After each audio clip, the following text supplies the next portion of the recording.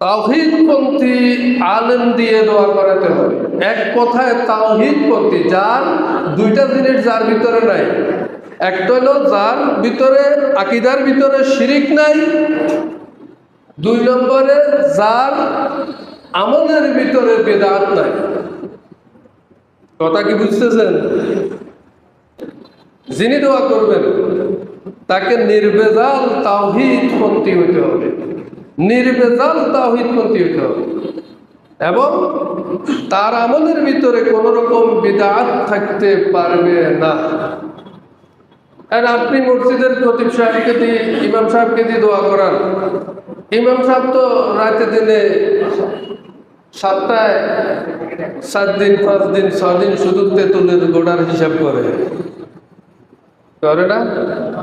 ইসলামী শরীয়তের যে হুজুর তেঁতুলের গোড়ার হিসাব করলো, আপনাকে যে ব্ল্যাকমেলিং করলো, আপনি যে আশা করে বসে রইলেন যে হুজুরেরা এখন যা করতেছে 4 জনে 6 জনে মিলে এটা আমার বাপের কবরে যাইতেছে, কি আপনার আকীদা এটা না? এটা তো।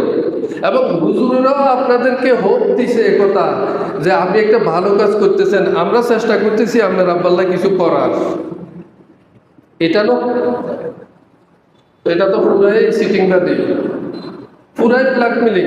ওই হুজুর যদি ফাজিল পাস হয়, কামেল পাস হয়, দাওরা পাস হয়, ওই হুজুরকে শুধু এই কথাটা জিজ্ঞেস করবেন যে আপনি যে 16-17 বছর লেখাপড়া করলেন, আপনার লেখাপড়ার কোন নেশাবে এই খতমটা ছিল?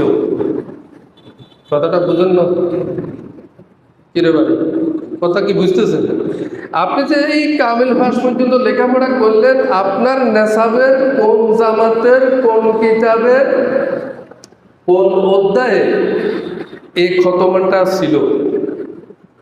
নাই। যদি না থাকে আপনি কোথায় থেকে এটা বাইর করলেন? বলেন, কোথায় থেকে বাইর করলেন? এমন হুজুর এমন কাজ করে আপনার জন্য কাঁদে হাত তুলে, আপনি তো কি খুশি যে আমি তো একটা কিছু আমার আব্বাল্লাহ করছি। আপনি কি আব্বাল্লাহ করছেন না নিজের সর্বনাশ করেছেন? আপনি আপনার নফসের সাথে খেয়ানত করেছেন, আর ওই বেদাতি আপনার সাথে খেয়ানত করেছে। যে বেদাত সম্পর্কে রাসূলুল্লাহ সাল্লাল্লাহু আলাইহি সাল্লাম বলেছেন, মান আহদাসা ফিহা হাদাসান আও আওয়া মুহদাসান, যে ব্যক্তি কোনো বেদাতি কাজ করে, বেদাতি কাজে লিপ্ত থাকে এবং কোনো বেদাতিকে আশ্রয় প্রশ্রয় দেয়, ফালাইহি লানাতুল্লাহি ওয়াল মালাইকাতি ওয়ান নাস আজমাইন, নাউযুবিল্লাহ বলেন, তার উপরে আল্লাহর লানত, সমগ্র ফেরেশতা জাতির লানত, সমগ্র মানব জাতির লানত। লা ইউকবালু মিনহু সরফুন ওয়ালা আদলুন, তার কোন ফরজ এবং নফল ইবাদত কবুল হবে না। আপনি তারে দিয়ে মুনাজাত ধরাই কি কান্দাটা দিলেন, হুজুরও একদম নরম হয়ে গেছে, নরম হয়ে গেছে। তো এই হলো আমাদের দোয়া করানোর পদ্ধতি, দোয়ার আদব। দোয়ার আদব তাওহীদপন্থী আলেম দিয়ে দোয়া করাতে হবে। এক কথায় তাওহীদপন্থী, যার দুইটা জিনিস যার ভিতরে নাই। একটা হলো যার ভিতরে আকীদার ভিতরে শিরিক নাই, দুই নম্বরে যার আমলের ভিতরে বিদআত নাই। কথা কি বুঝতেছেন? দোয়ার জন্য এই রকমের লোক লাগবে। আমরা অনেক সময় আমাদের মুরব্বীদের জন্য দোয়া করাই, অনেক সময় আমাদের হয়তো কোনো সিন পার্সনের জন্য দোয়া করাই, কিন্তু করানোর ক্ষেত্রে আমরা যে জিনিসটা সিন করতে পারি না সেটা হলো যাকে দিয়ে দোয়া করাচ্ছি তিনি কাট্টা বেদাতি, তিনি কাট্টা বেদাতি। আর যাইয়া বললাম যে হুজুর সালাম দোয়া করে দেন। হুজুর একদম লম্বা করে এমন দোয়া করলো, বেটা একদম খুশি হয়ে গেছে, কিন্তু আরশের মালিক খুশি হলো।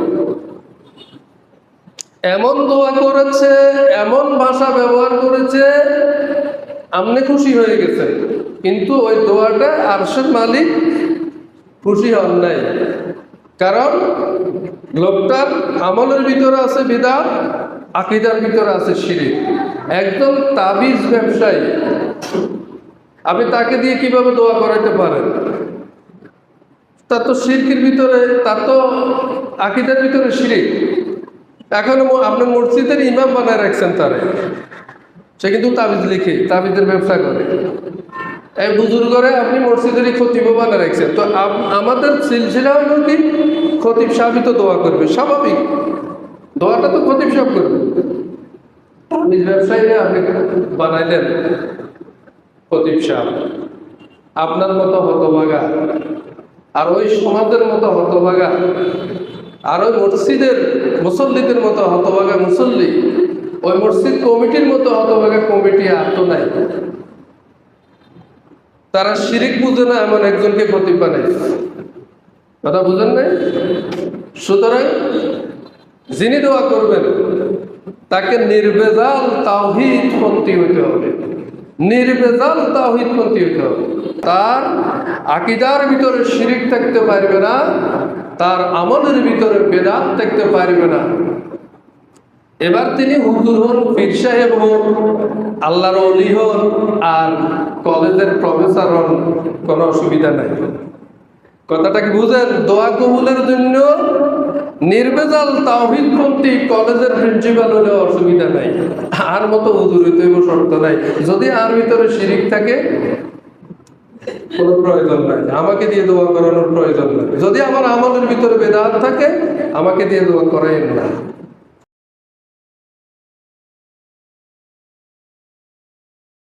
দোয়াকারীকে অবশ্যই তাওহীদপন্থী হতে হবে, নির্ভেজাল। তার আকীদার ভিতরে শিরিক থাকতে পারবে না, তার আমলের ভিতরে বেদাত থাকতে পারবে না। এবার তিনি হুজুর হন, পীর সাহেব হন, আল্লাহর ওলি হন, আর কলেজের প্রফেসর হন, কোনো অসুবিধা নাই। কথাটা কি বুঝেন? দোয়া কবুলের জন্য নির্ভেজাল তাওহীদপন্থী কলেজের প্রিন্সিপাল হলে অসুবিধা নাই, আর মতো হুজুর হইতে শর্ত নাই। যদি আর ভিতরে শিরিক থাকে কোনো প্রয়োজন নাই, আমাকে দিয়ে দোয়া করানোর প্রয়োজন নাই। যদি আমার আমলের ভিতরে বেদাত থাকে, আমাকে দিয়ে দোয়া করাইন না।